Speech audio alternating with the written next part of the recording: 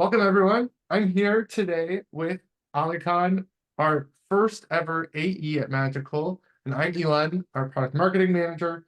We're going to do a little deep dive into what Alykhan's story is, how he joined Magical, and so far, how he's using Magical to actually stand up the sales function here. So let's start, Alykhan, with just a little bit about yourself. Would love to hear. Sure. Yeah, awesome. Super excited to kind of talk through this and be here. So yeah, just a little bit about myself. I was born in Vancouver in Canada. Moved over to the East Coast for school, and then when I was in university, I actually started a tutoring platform with some of my friends, during university. And then from there, I really fell into the tech space and knew I wanted to kind of do something within technology and then also within sales. And because of that, I decided to move to San Francisco shortly after university, which was an awesome experience. And then from there, I actually moved to Miami quite recently. So, now that I'm here, I love spending time with my friends, my wife, my family, playing tennis, cycling, working out, all the typical kind of things. Cool. So you followed the tech scene from coast to coast, kind of. You moved from one to the other You could side. say that. I think I moved to Miami a little bit before everyone else, but you know how it goes. Early adopter, early adopter. Early dog. So I'm curious, how did you mentioned you moved to San Francisco to kind of get into tech. Did you always know you wanted to get into the sales side, or like how did you end up in the sales world?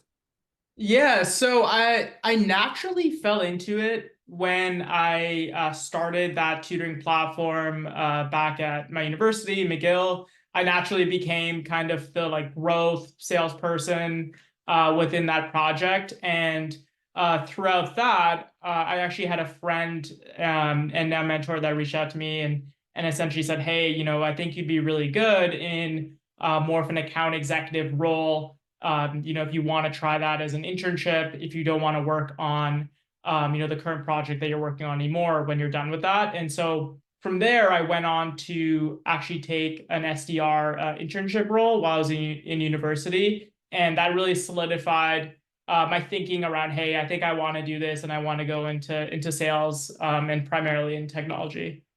Nice. Yeah, that makes a lot of sense. I guess like you start doing sales and then eventually you're like, oh, I can make a career out of this. It's a transition.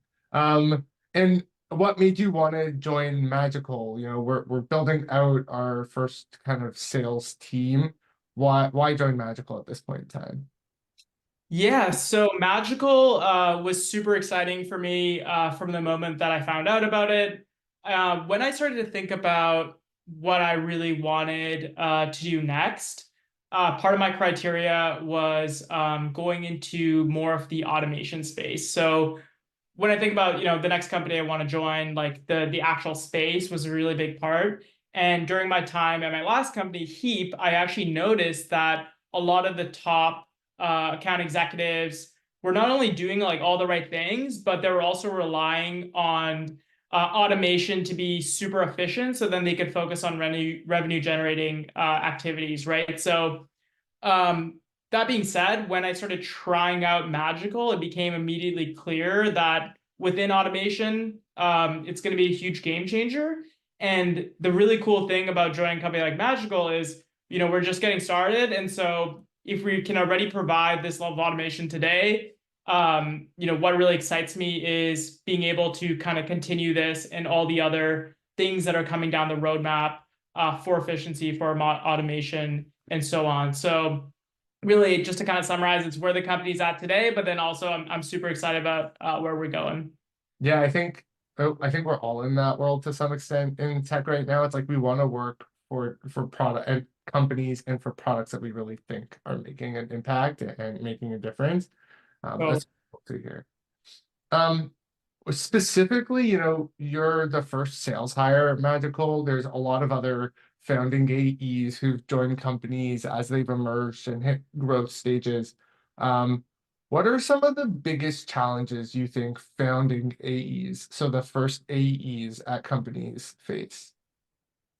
Yeah, so a couple that come to mind just as I'm thinking through, that my first few weeks here, like I'm still getting up to speed on a lot of things, of course, but what immediately comes to mind is, firstly around prioritization. And I think everyone kind of deals with this in any account executive role, but for me, when you're a one-person team, there's a lot of things that are going to come up, right? So of course you want to focus on revenue and bringing in deals. But then at the same time, you also want to think about, hey, what is the process we want to implement? What are the tools that we need to bring in? How can we work with other functions like marketing? And so it really comes down to being able to prioritize what's most important to the business today, and what's urgent, what we need to get done. So I'd say prioritization is coming across as just a focus area, and I think could be a challenge if you don't really kind of nail that down quickly. And I'd say the second thing to really kind of think about is the need to take both a long-term and short-term approach. So in a similar way, in the short term, of course, we need to bring in revenue and close deals, and all sorts of different things that need to happen. But then being the first AE, there's also, the need to think longer term and think about how we can build out a process as we scale for the next 3-4 years. So I think I always challenge myself to kind of think about those two things whenever we're making decisions day to day. Yeah, I think those are great points. It sounds like obviously prioritizing all the asks that are coming in from all the different teams as you take this on, but also figuring out what works. Like part of it is a little bit of like testing the waters and seeing what messaging works the best, what different strategies, like what channels, like and being able to be really nimble with that process early on. Totally. Yeah, cool. And you also mentioned when you were at Heap that you saw a lot of other folks using automation to really do amazing work in sales. Yeah. Those were the top performers. And now yourself, obviously, you were likely one of those buckets, one of those folks, and you're being humble. How do you look at the ecosystem of AI and automation for sales to sift through the noise and find the right tools that actually help you? Yeah, that's a good question. And I think, right now there's a lot of stuff kind of getting thrown at all of us when it comes to AI. And I personally think there's a lot of value there. From what I've seen, it's really what excites me is really the companies that are integrating it into their existing technology. And I think there's a ton of cool products that are going to be bringing this out. Like, even if we look at something that, all salespeople use, like Sales Navigator, right? Like they're kind of sprinkling in some AI into their product. And so, what I think about is more so how is AI going to integrate into the existing products that we already use and make us even more efficient and even better. So that's what really excites me about AI and kind of how I think about it instead of, hey, what is this new platform going to be for us? I'm more thinking about it as integrations into the current stack. Super interesting. Yeah, I think there's definitely that piece, especially for the people on the front end trying to like execute and execute. You're not going to take the time necessarily to go search through the millions of tools that are emerging, and you expect your companies that are the tools that you're working with to kind of level it up. Um, so yeah, that brings me to my next kind of question here, which is I'm curious as you've started building out your testing processes and using Magical. How do you use it inside of your deal flow? Totally. So as I was mentioning before, I think like the really cool thing on Magical is in its current state, there's a ton of really awesome use cases, but I think there's even just so many more and so many more places we can go. And so, the first big one that a lot of myself and like a lot of our customers are using us for is really prospecting and templates. So going on something like LinkedIn and being able to create a template and use it across a platform like LinkedIn, but then also email and other areas as well. Whereas previously the Magical, you were kind of, if you created a template, you were kind of stuck on the platform that you created it. So this has been an awesome way to really double down on prospecting, especially in a time and space when it's hard to get responses from some of the typical channels, and a lot of people are turning to something like LinkedIn.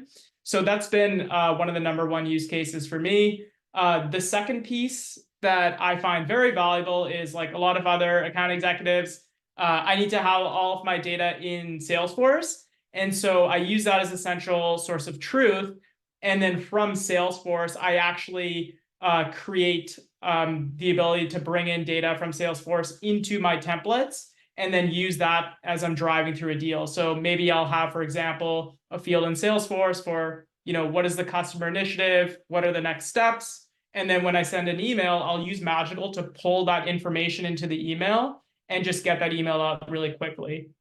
The second one, or the third one rather, is whenever I'm building out, more of an enterprise PG plan, I'll actually use Magical to just pull in all of the people I'm interested in connecting with into a Google Sheet. And from there, it makes it really easy to slice and dice. So that's been a huge time saver for me personally. And then lastly, of course, everyone's favorite, creating information in Salesforce. So let's say I have a new contact and I want to reach out to them. Instead of having to copy and paste all the fields or go back and forth with someone asking to help me create the fields, I can just self-serve, one click, a new contact into Salesforce with Magical. It sounds like you found different places kind of sprinkled across the journey where you've really embedded magical. Exactly. Yeah, it's really well, it's probably no surprise, but it's been a big part of my flow now. Yeah, that's super cool. Um, you know, I want to now take a little bit of a step back and just like think about your career in sales a little bit to give advice to anyone who's considering maybe being a founding AE or getting started in sales for tech specifically. Tell us about, and we're not going to judge. Tell us about your biggest fail moment in it's like a time that you have like face palmed or just like wished you did something differently. Yeah, it's a good one. So, for me, if we go back to like, hey, where am I spending a ton of time as an account executive? Like, I used to spend, hours and hours and hours, actually like figuring out, and actually like transporting data into Salesforce and into, outreach to do messaging, etc. And I would do this one by one and it would take me 2, 3 hours. And I had one of, another account executive who joined and he was like, hey, you can do all of this in like one click. And I'd been at the company doing this for like 2, 3 years. And I was like, wow, I've been wasting like hours and hours and hours doing this manual process to get my contacts from, one source to another. And that's also when I started to think, wow, I should really be leaning on automation a lot more. And I think that was like a huge light bulb moment for me where I started to calculate how much time I've been wasting on, doing something that could have very easily been automated if I had just looked correctly at the product. Do you think it's also something about like asking for help from like other folks or like going to take more time to ask other people how they're automating? Because sometimes you just don't come across those things. Sometimes you're just going with your workflow, you're used to what you're used to, and it works for you. So like, do you think the learning there is that you got to go and like see how other people sell and you got to like go really spend more time with peers and watch how they automate across their flow? Totally. And I think you need to have an open mind. I think like often when you're in your seat and you're kind of doing your thing and you have your flow and you kind of have your head down, you're like, I know how to do this. I know like my prospecting flow. And I think you have to be open to new perspectives and new ways to do things. And I think the market and products and tools are just changing like so rapidly that you might learn something, you might do something every day the same, and then one day you might come in and someone can teach you something and it's going to transform everything. And so yeah, to your point, I think like anything sales teams can do to display like things like, hey, productivity increases, or I'm getting more emails by doing this thing. I think the more sharing and learning that teams can do internally is always super helpful. Yeah, no, for sure. I think those are really great learnings for anyone interested in growing in sales or getting started in sales. Cool. So on the positive note, because I like to always end on a positive note, what was your biggest win in sales? It could be your biggest deal. It could be like a moment that you felt the happiest. What is that memory or moment for you? Yeah, that's a good question. For me, I think when I think back, like, hey, what is that, that moment? I think at first when you get started in sales, it's like, you get that meeting you really wanted on the business side, or that deal closes, right? And it feels great. But I think what I now think of as a win is when, you're working with a champion for, 3, 4, 5, 6 months, and then, you get something done and they're excited and you're excited. And then it's not until 6, 7, 8 months later where they actually text you and they say, hey, because of your product, I actually moved that metric that we were discussing for 3, 4 months, and we, built this whole case around. And because of that, I'm now set up for promotion. So I know like a couple times specifically where this has happened. And whenever you get that type of message, that's a huge win for me. And I think that's what really excites me, is like having that kind of impact on someone else, and being able to help them, because that's at the end of the day, right? Like when we're selling some software, it's really a solution, and it's like, hey, what can we actually help that individual with? And so getting those wins from them is always like super exciting for me personally. Yeah, I think that's the right approach, and you have to have that mindset. And it's always so inspiring when you're like, oh my God, this person just got promoted because of buying us or because they integrated us into their workflow. So yeah, super cool. Um, that wraps up our time today. Alykhan, thank you so much for jumping on here and sharing some thoughts with the folks. What else do you want to learn about how sales teams are using Magical? Leave a comment below. Tell us what you're thinking about and what you'd love to see us build next. Thanks, everybody. Awesome. See ya.